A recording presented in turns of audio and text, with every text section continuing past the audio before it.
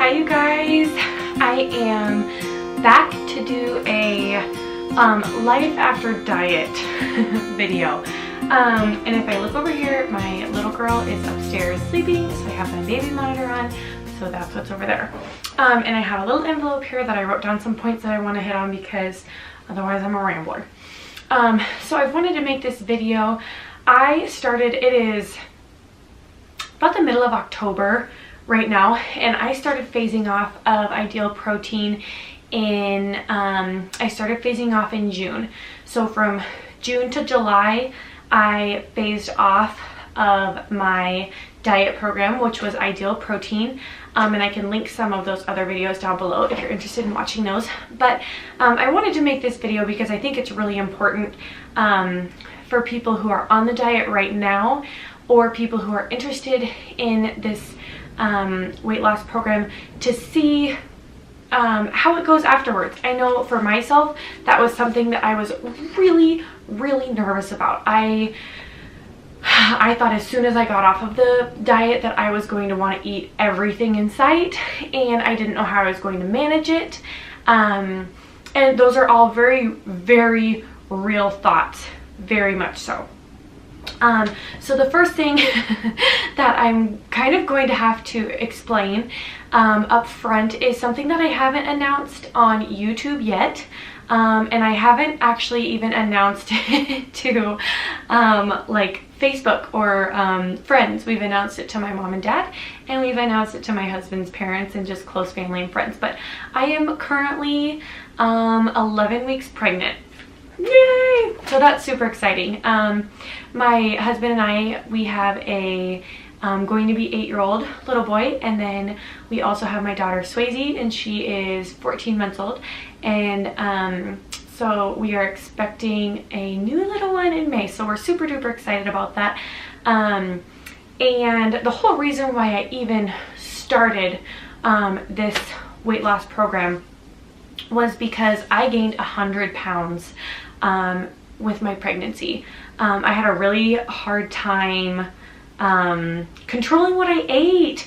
I was hungry. I was hungry. And so this time I have a whole new mindset. You can't just eat everything you want because you're pregnant. No. Okay, she's still sleeping. And so I had a couple miscarriages before Swayze, and I was so scared my whole pregnancy, honestly, and so eating was kind of a way for me to cope. I'm going to take much better care of myself this time, but I felt the need to explain that because there has been a little bit of weight gain, and I am 120,000% okay with it because I'll explain. But anyways, so there is that. So gaining weight back was the first thing that I wanted to talk about. For that month of July, and even for the month of August, I obviously didn't know I was pregnant. I had to pay attention to my phase 4 and really focus on what I was eating and what I was doing. And that was kind of interesting because it's not something you can't do, but you've got to pay attention. So gaining weight back was the one thing that I wanted to talk about, and I was so afraid of gaining weight back. And as soon as you're done with the diet, you are given a phase 4 guideline to follow. But the good thing on it is you eat breads, you can have butter, you can eat fruits, you can eat everything. Honestly, it's in moderation. You can't eat pizza for breakfast, lunch, supper, and then have ice cream. Like, you've got to pay attention to what you're eating. If you're gonna have a high fat meal for lunch, you want to have a low fat meal for dinner. So it's just a matter of balancing out what you're eating. And I personally had no idea what's high fat. I mean, I think you kind of, I've read labels all my life and things like that, but I've never really paid that much attention, like what is high fat. So I did take time to learn you know, different nutritional things that way. And actually the clinic that I went to offered to meet with a nutritionist when I completed the program, and I think that that is such an awesome thing to offer. So if you can find a nutritionist to help you learn what to eat and how much and when, I think that's awesome. So another question that I wanted to answer is, what do I eat? And something that I have kind of, I guess, changed over into using is macros. And this keeps me accountable. And it's not for everybody. Not everybody wants to count macros or, you know, pay attention that close. And you don't have to. This is just what worked for me. I've been able to, you can go online and you can literally type in like macro calculator. You put in your information, and it brings up for you how much of your diet throughout the day should be fat, how much should be carbs, how much should be sugar, how many calories you should have. And it actually can break it down for you even to meals. So like breakfast, lunch, and dinner, you need this many calories. If you want to have 2 snacks a day or 3 snacks a day, this is how many calories you should have. And I really liked that. That helps me. I'm a very kind of structured. I like structure. So that was kind of a nice thing for me to follow. But that's not for everybody. You can absolutely just follow kind of the daily guidelines of the phase 4 from Ideal Protein and get by just fine. And it's very easy to, you know, there is a section for breakfast, there's a section for lunch, there's a section for snack, and a section for dinner, just like all the other phases in Ideal Protein. But it's very easy, you know, they give you an example, it's very easy to like shuffle different foods in. If it says toast, you can absolutely shuffle in, instead of having toast, have a whole grain cereal or something. So it's easy to do. But this was just something that was really easy for me. And I went online and found a macro calculator, and then I used the app LifeSum. I'm not affiliated with them. It was just an app that I found that really works for me, and it's very easy to type in what you're eating, and it keeps track for you. So I really like that. Another thing that I like to follow, and this was actually introduced to me by my sister, was the Trim Healthy Mama cookbook. And it's just a little bit healthier recipes. I know for myself, when you're cooking for a family, we're a family of 4, going to be 5, and you've got kids that are a little bit picky, you want to be able to make something that you guys can all eat and all like, and that can be really hard. So this cookbook helped me to find recipes that were a little bit healthier, but still edible for everybody to eat, because that can be really hard.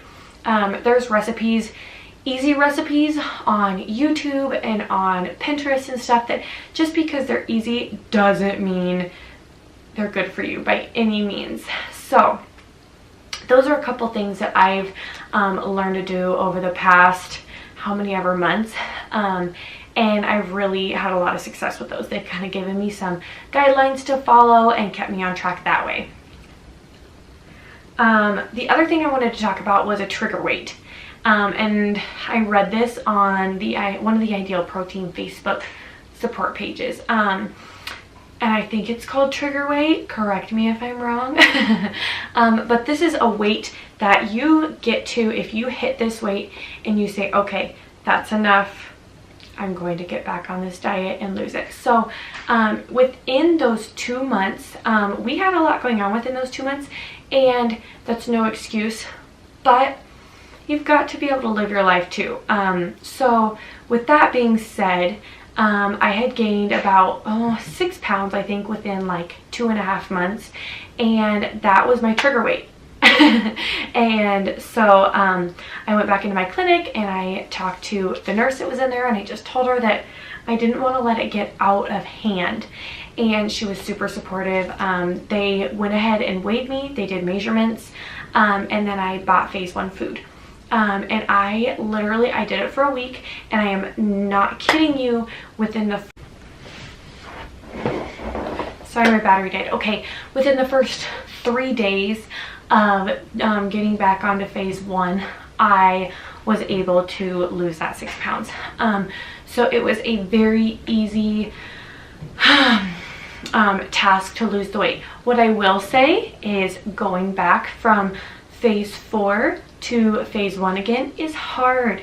It is hard. You've gotten so much more freedom back since phase 1 after going through the phases to phase 4. You've gotten so much more freedom back with food, and it is a little bit hard. You've got to be very mentally strong to not wake up in the morning and go, oh, I'm gonna have toast, or I'm gonna have, you know, whatever it is that you want. And it's easy in phase 4 to have ice cream every once in a while, and it's not a big deal. It doesn't phase you.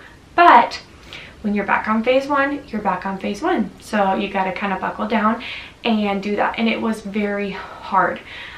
So I went ahead through week 1 and ate all the food that I had bought, and I stuck to it as best as I could.